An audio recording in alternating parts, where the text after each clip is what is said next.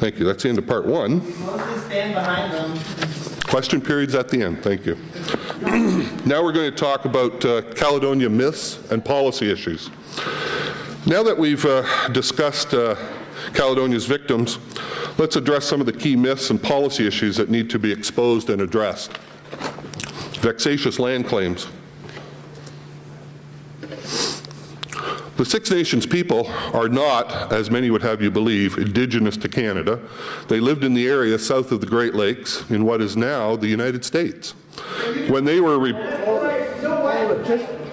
be polite, you'll have to leave. Shut up!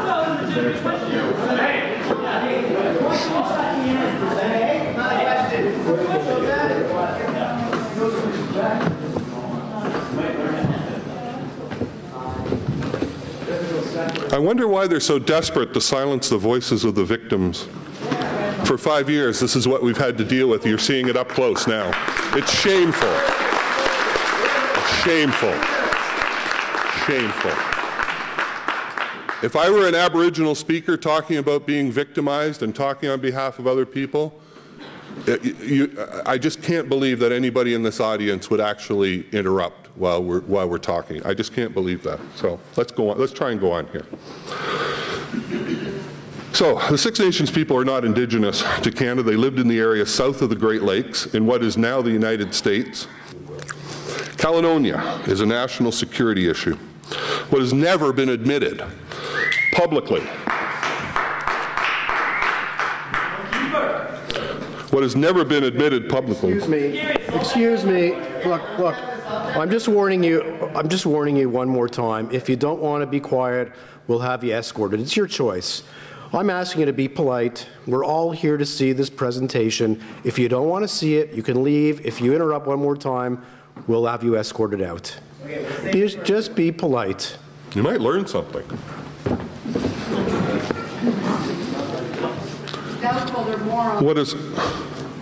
What has never been admitted publicly by the OPP or Ontario government is that Native criminals are being aided by a coalition of anarchists, radical unionists, and anti-Israel groups led by an anarchist named Tom Kiefer from Local 3903 of the Canadian Union of Public Employees at York University.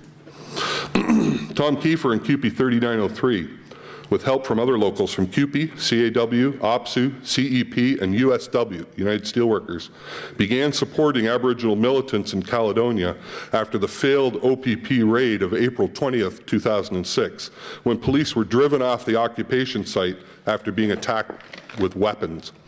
By this time, according to OPP testimony at the Brown-Chatwell trial, the Caledonia occupation site was taken over by the Mohawk warriors, which police considered to be, quote, akin to Hell's Angels, a group which was involved in organized crime, cigarette running, with a reputation for physical confrontation and access to guns, including assault rifles. The warriors murdered Quebec Police Corporal Marcel Lemay in Oka, and they were in Ipperwash during the violent takeover of the Canadian Forces base there, which led to the death of Dudley George and further intimidation of the residents. In addition to supporting the warriors, Kiefer states in a November 15, 2009 report, his coalition is, quote, working closely with the Haudenosaunee Men's Fire, HMF.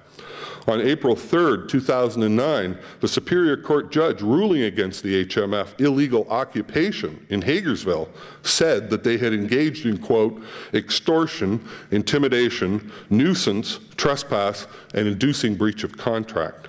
Members of CUPE 3903 were, according to the report, quote, present on the barricades when Six Nations militants blockaded the major Highway 6 bypass around Caledonia for 4 days in April 2008, and they actually contributed financially to this illegal action.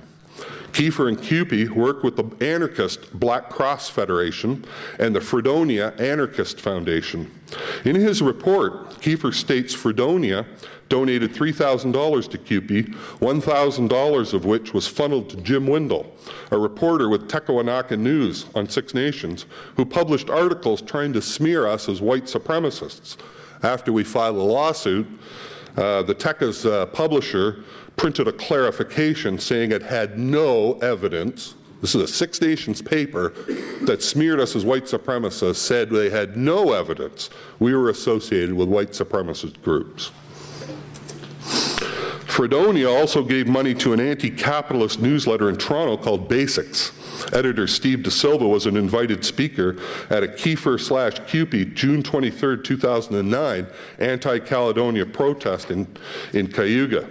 Basics' MySpace page provides a list of his heroes, include Mao Zedong, Marx, Lenin, Che Guevara, Fidel Castro, Malcolm X, and the Black Panther Party.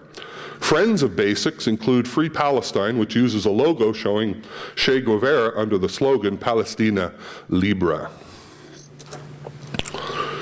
This is a picture of the Palestinian flag flying on the occupied Douglas Creek estates, along with both the Six Nations and the Mohawk Warriors flag. It was placed there by the Niagara Palestinian Association on May 3, 2006. This is the Vice President of the Canadian Arab Federation, Ali Mallah, in a 2006 protest, walking beside someone carrying a Mohawk warrior flag and another carrying the portrait of Hassan Nasrallah, leader of the terror group Hezbollah.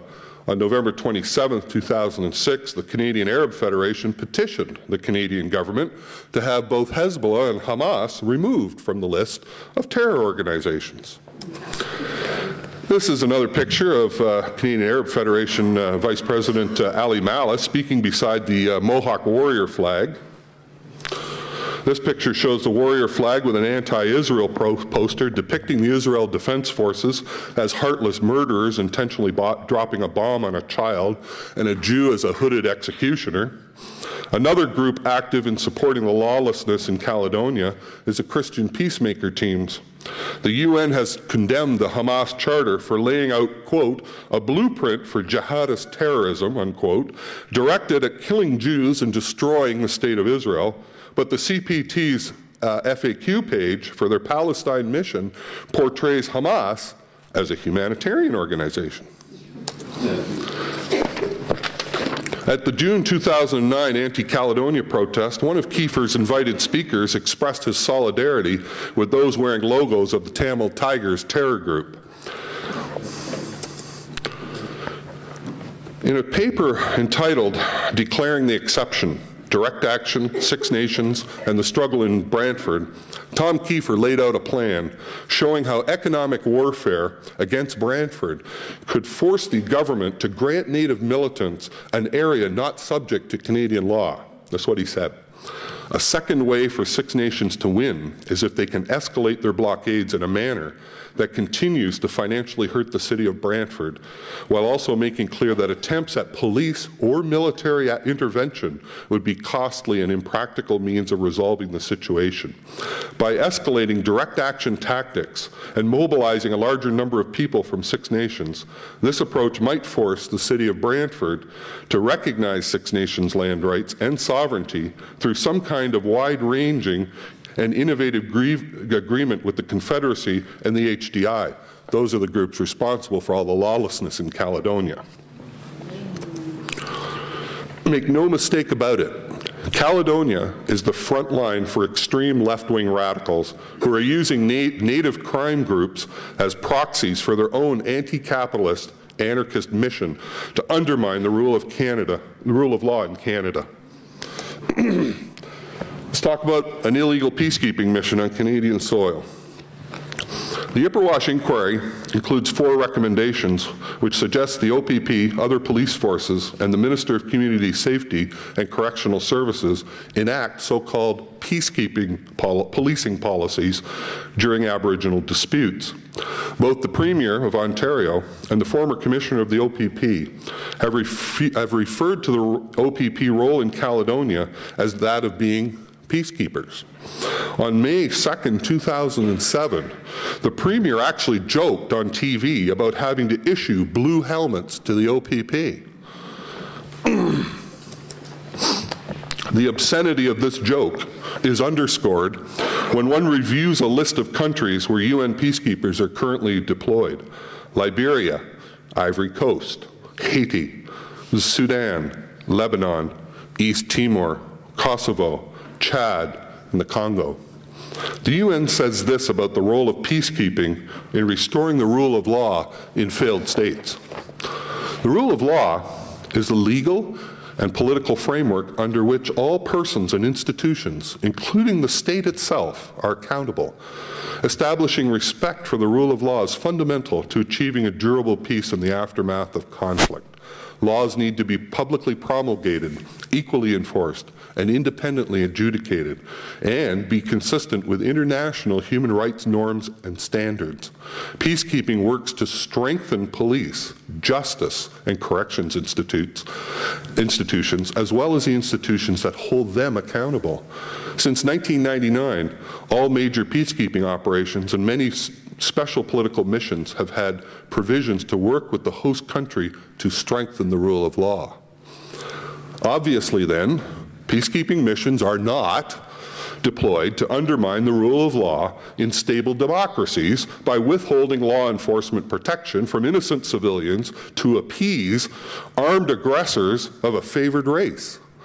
Strangely, not one politician or journalist has ever thought to ask some seemingly obvious questions. Number one, who has the authority to authorize a peacekeeping mission on Canadian soil?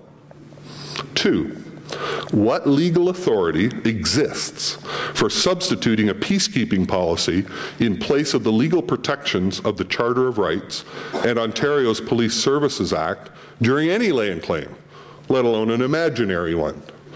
And number three, if Canadian citizens in Caledonia have so much in common with those in failed states such as Haiti, Darfur, Kosovo, and Liberia that they require a peacekeeping mission, why have our federal and provincial governments turned blind eyes to their plight?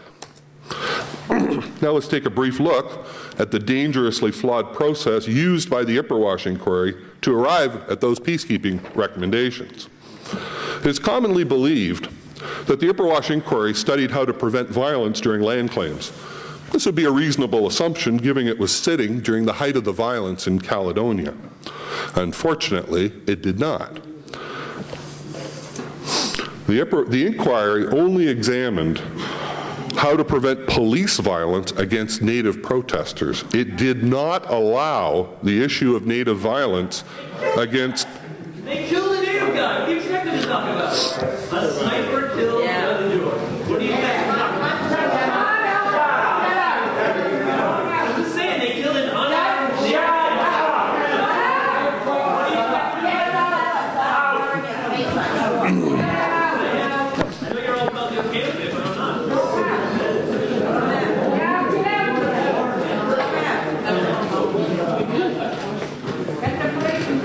Thank you very much. Yeah.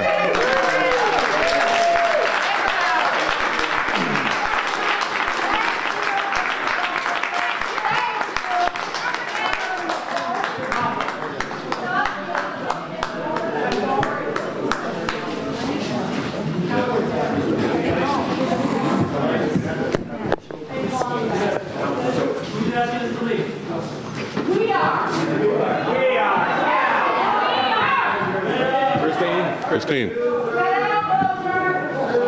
just want to say thanks for having us.